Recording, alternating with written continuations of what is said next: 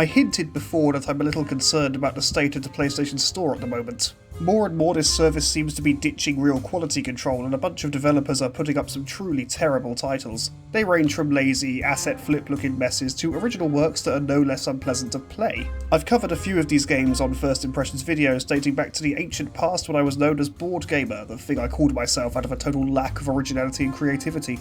It's getting to the point where I'm starting to see these games for the blight that they are. I've heard critics and pundits describe such games as this before, and I always thought they were being a bit hyperbolic. However, since I've been looking on these stores more and more, I now see what they mean. I've only been actively searching Steam and Sony's digital storefronts for about a year now, and well, Steam's was obviously shit from day one of active browsing. But the PlayStation Store and the quality of its indie titles has dropped dramatically in the short time I've been doing this. PlayStation indies used to at least be artistic works made by developers with time and passion. Nowadays, we get shit like this. So I've decided to mass review several of the indie games that I've seen on the PlayStation Store over the last few months. All but two were featured in their own videos, but it was these two that truly inspired me to do this if nothing else. They can hold their heads up high knowing that they inspired an internet weirdo to make a video discussing why they're a problem. Funny Truck. In this game, you play as a truck and your goal is to drive around and fling people out of the back of said truck for points. The people respawn automatically after a few seconds though, so you fling them away again and again and again. They return over and over, ensuring there is no escape from this nightmarish existence we find ourselves stuck in. To start a reoccurring theme here today, you can platinum this game in under 10 minutes. I've never thought trophies had any real value to begin with, then games like this come along, shit a bunch of trophies out at you for the most minimal effort, sometimes for doing nothing at all, and call it a day. The game map is a random collection of ramps and platforms. There's no success or failure state. There's nothing to do aside from fling people from a truck. This is one of the most bare-bones, ramshackle maps I've ever seen being in a professional product sold on a proper storefront. Just look at this footage from me going over the edge. Look at that. It's ridiculous. The truck controls horribly. The most fun I had was shimmying my way to the top of the map only to find there was fuck all there. I say fun. I should say challenge, because the truck controls like shit. It was difficult to get up there. The game calls itself a kids game, and I bet it hopes to avoid being called out for its awfulness based on that. A cunning plan, you know, if other indie games aimed at children and families didn't have a higher bar set than this. Things like Rocket League, which I didn't personally enjoy that much, but it was competently made and it was a bit fun. Things like Slime Rancher, and Ukulele, I'm just going to leave that mistake in there, both being made with love and care and aimed at a younger audience, just in case Funny Truck wanted to try and get away with its shittiness by using the kiddie game excuse. Space Intervention. Contrary to what you might think this game might be about, I was going to make an intervention joke here, but I couldn't think of one. This game is a never-before-seen premise in video games that I think elevates the games industry to new heights. No, I'm joking, it's a shameless Space Invaders clone. You move left to right, you shoot aliens, more aliens happen, and you do it again. There's no cover though, or bonus ships, so at least it changes things up, you know, by slashing stuff out of the original game. For 79p, you can get a knockoff of a game that's actually free to play in your browser. I mean, you can also get a decent version of it from the App Store on your phone for nothing as well, just in case this game, you know, needed less reason to exist. By the same studio as Funny Truck, by the way, S.R.L. RandomSpin-Games, and released about a month after that pathetic piece of shit. Alien Destroyer.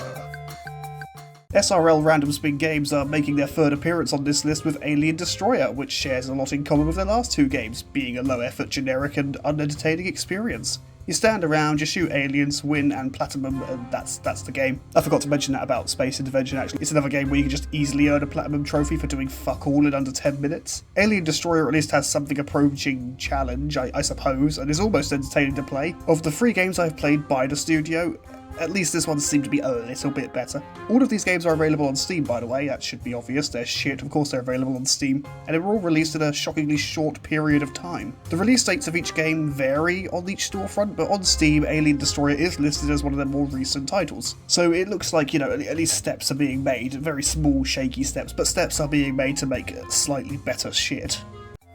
Lizard Lady versus the Cats. Now in this one, you're a female reptilian being, what I believe is termed a lizard lady, and you are killing cats who did a puppy murder. Already this game is above the first batch we covered. It has a basic story this time. Not clever or deep or engaging, but you know, at least offer some context for what you're doing. An uninspired third-person shooter with a terrible cooldown mechanic for your gun, the most awkward and unpleasant looking animations I've ever seen in a game. It controls like arse. The gun doesn't seem to make a firing sound unless you're aiming directly at an enemy, and the whole mess is thankfully over in about 10 minutes again. Something I learned during a live stream actually. Originally it took me about 20 minutes to beat the game, so you know, this game is a hideous mess with a horrific art style that makes me want to retch. Not fun or interesting to play, you just wander around mazes, shoot things that vaguely resemble cats, and that's about it. Unlike the works of S.R.L. RandomSpin-Games, Lizard Lady vs. the Cats, and in fact all of the titles I've played by The Voice Games, who are the ones who made Lizard Lady and the Cats, in case you didn't know that. So far none of them can be platinumed with zero effort, so that's a step up. That's a slight step up. Doesn't make Lizard Lady and the Cats less shit, but at least it's not working to actively devalue something already valueless. Newtonian Inversion. No, I have no fucking idea why you're a space man or a space pineapple or a space woman or whatever the shit you are. In this title you use gravity to solve puzzles, but you only get a set number of gravity shifts you can use per area. It's a trial and error approach that will be featured in the next title we're going to cover actually. Let's get this done quick. It's over fast, it's shit to look at and controls horribly, and is without even the paltriest context for the things that you're doing.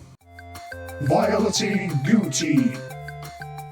This game is fucking unpleasant. Credit to the devs, they definitely tried harder with this one. You're a woman who falls into a cave and now you need crystals to escape the cave. At least that's the story as far as I could tell. This game is a 2D platformer, it's got a variety of puzzles to solve, multiple levels, and you find crystals to unlock more levels. So it seems some more in-depth design has been employed here. However, the hallmarks of this studio's titles are ever present. Horrific art style, check. Clunky and unresponsive controls, check. A reappearance of a frustrating trial and error design, oh check. The hitboxes are a bit fucked too, you can jump on top of some enemies to slay them, but yet you'll still take damage from them. Super Mario Bros. This ain't. Crap as it is, at least this game seems to have more effort put into it, and for a while I thought this was a sign that the studio was trying to improve and trying to actually make better games. Spectre Woods. Then this shit happened. You are a lady getting married in the woods at midnight, then ghosts happen, you shoot the ghosts and then die. Apparently, I've got no idea what's going on here. This is a return to form for the studio, really. It's a short and shitty third-person experience, though they never quite looked as horrible as this before. This is a game you can play on your PS4, by the way. This is available on your PS4. At time of writing, it's worth pointing out that this is not available on Steam. In fact, neither was Lizard Lady vs. the Cats or the Violetti Goottii one. However, the shitty Newtonian Inversion made it there. I'm questioning that one. There's also some other game I've never heard of and didn't seem to make it to the PlayStation. I'd have to double check. I can't be sure at this time. The point is, most of these games were not good enough to make it onto the sewer that is Steam, yet somehow Sony was happy enough to let them in, to stock them on its digital storefront and be proud of them. Catch the bowling ball.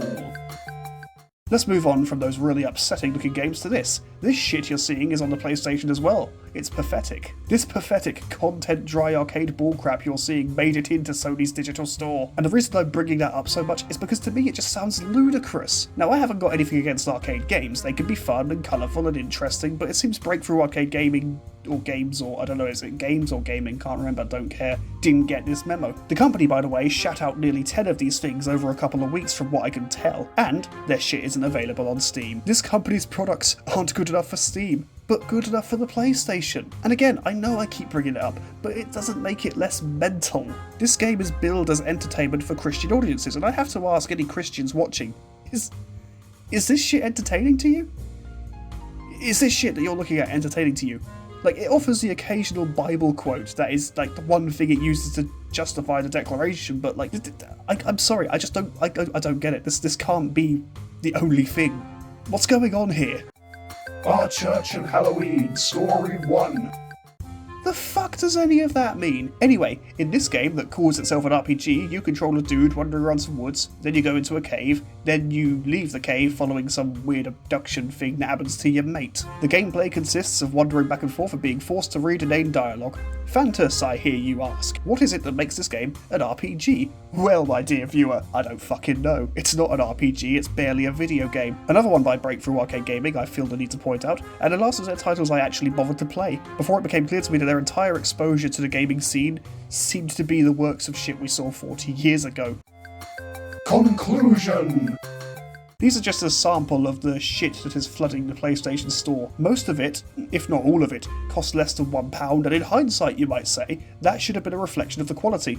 Then I point to shit like Lab Rags, that is a free-to-play puzzle game that I covered a while ago when I was in my board gamer era, a full-on third-person puzzler that offered an interesting mechanic and was entertaining to play, or Jay's Walking, a simple 2D top-down puzzle game where you cross a road, and I found it amusing and actually quite clever. We could also compare them to the other side of the spectrum, games I paid upwards of 30 quid for and still didn't enjoy, shit like Borderlands, a pathetic waste of my time, or Hellpoint, which I spent about 40 quid on that one, or the 60 I spent on Fallout 76. They cost a lot of money and somehow were also shit. My point is, price is not a reflection of a product's true quality, though I do know that quality can be a point of personal taste. In my personal opinion, none of these shitty games we reviewed here today are worth playing. I don't think they have any business charging real money for themselves. I see this as a problem. So many of these cheap, crappy games appear, and I am led to believe that their targets are the impulse buyers. People who will drop a small amount of money and never think about it. These games seem like they would like to take advantage of those customers, or the trophy hunters, and listen, I don't have anything against trophy hunting as a practice, but at least if you platinum games, say like, I don't know, Dark Souls or GTA,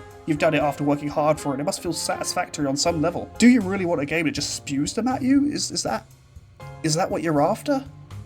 Because if so, I might have to say, yeah, I could almost recommend these. Each our own, I suppose. I mean, Sony, still, you need to step your shit up. These awful games are beginning to saturate the market, meaning games made with love and care are liable to be buried. If you take anything away from this video, aside from the fact that I'm a boring, miserable prick with a grating voice, it's to be cautious. These games seem to be good at hoodwinking the more impulsive buyers like myself. I mean, yeah, I bought them because they were cheap, that was my whole reason for buying them. And all they really do is take up digital shelf space to make it harder to find quality products. If a game looks like a lazy piece of shit, it probably is. If a game's trophies are all based on seemingly piss-easy milestones, that also could tell you a lot. I can only thank God that the likes of Fidget Spinner Simulator or Slime Story aren't here, because that would truly mark the end of days for the PlayStation Store. Thanks for watching, be sure to check out the other content available on the channel, and don't forget to hit that like button and subscribe for more content. You can also support the channel on Patreon from as little as £1 a month. Check out the link in the description. Thanks in advance, and we'll see you next time.